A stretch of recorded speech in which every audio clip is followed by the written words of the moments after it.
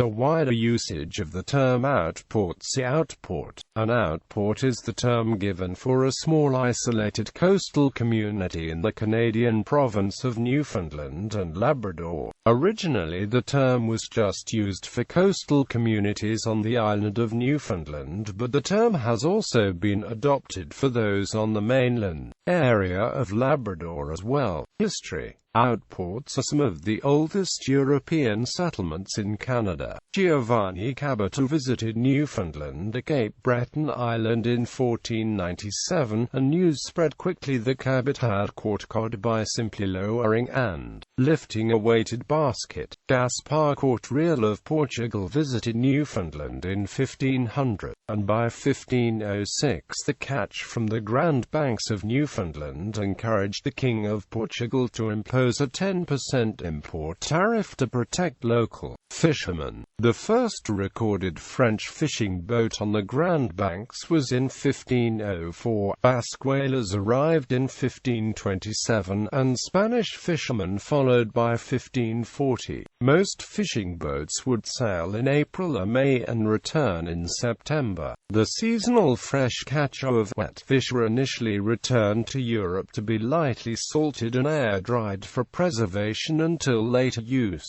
But drying fish in Newfoundland outports allowed each boat to bring back a more valuable cargo of already dried fish from each voyage. The westbound Atlantic crossing carried an expanded crew including a shore party, while the normal crew fished from boats. The shore party felled trees to construct a small wharf, a fishing stage, and platforms of brush and small boughs upon which the fish would be dried, about 3 feet above the ground. The boats returned to the fishing stage where they threw the catch to be gutted and split by the shore party, who then lightly salted the split fish and arranged them to dry on the platforms. The drying fish were covered with sailcloth every night and during fog or rainy weather, and rearranged periodically for several weeks until they hardened and could be stacked like boards. The dried fish were then stored in sheds until the expanded crew and cargo were loaded for the eastbound Atlantic crossing. During the fishing and drying season, members of the shore party were able to increase the profits for the voyage by trading with First Nations residents bringing furs to the outport. As Grand Banks fishing increased, the best outport locations might be secured for future use if part of the shore party would volunteer to winter over in the outport and keep the fishing stage, drying platforms, storage sheds, and small boats in good repair. Surviving a winter in the outport was easier for men who found friendly MIKMAQ to teach them to find and preserve the local berries to prevent scurvy. Some outport caretakers returned to Europe after wintering over, while others went native and remained in Newfoundland. Jacques Cartier was offered furs by indigenous residents of Chaleur Bay in 1534, indicating previous experience with European fur traders, and Cartier found members of the Montagnais First Nation engaged in fishing for a French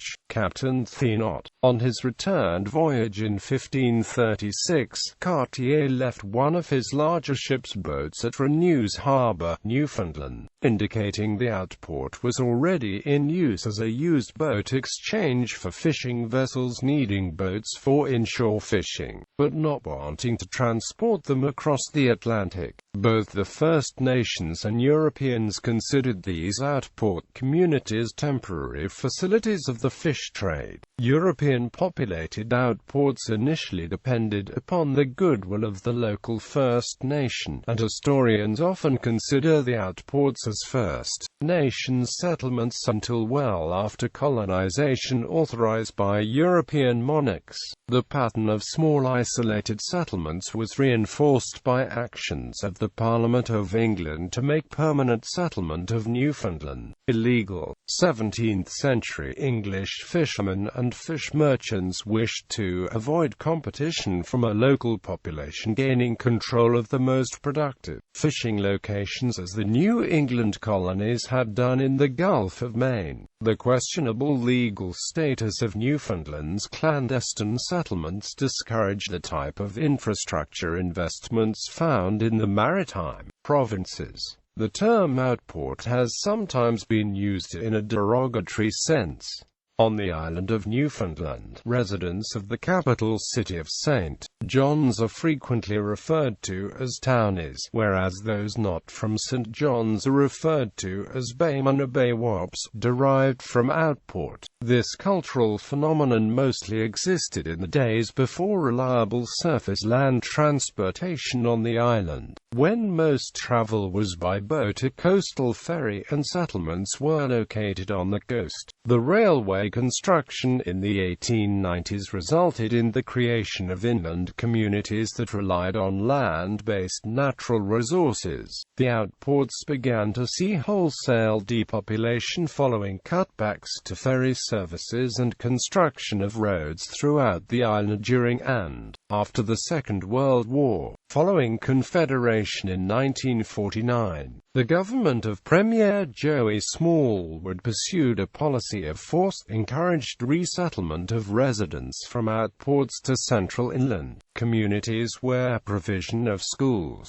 healthcare and other government services could be achieved more cheaply. The resettlement program had many critics, as they noted that it resulted in what was likened to a cultural genocide, as rural Newfoundland society became decimated. The cod moratorium of 1992 was another blow to the outport communities, whose entire economies were based on the ocean and its resources. Throughout the 1990s and into the 2000s, outports have voluntarily agreed to depopulate, as government required 100% agreement among residents for resettlement, prior to agreeing to close a community. In March 2013, Newfoundland and Labrador Finance Minister Jerome Kennedy announced that households agreeing to resettle from some isolated communities will be given lump sum payments of up to CAD $270,000. Only a small proportion of the provincial population remains in outports along the coasts of Newfoundland and Labrador, with no highway access, limited economic growth due to declines in the fishery, and ongoing depopulation as young people move to larger urban centers. The outport is an endangered phenomenon. A 1969 CBC radio documentary by Canadian pianist Glenn Gould called The Latecomers profiled Newfoundland outports.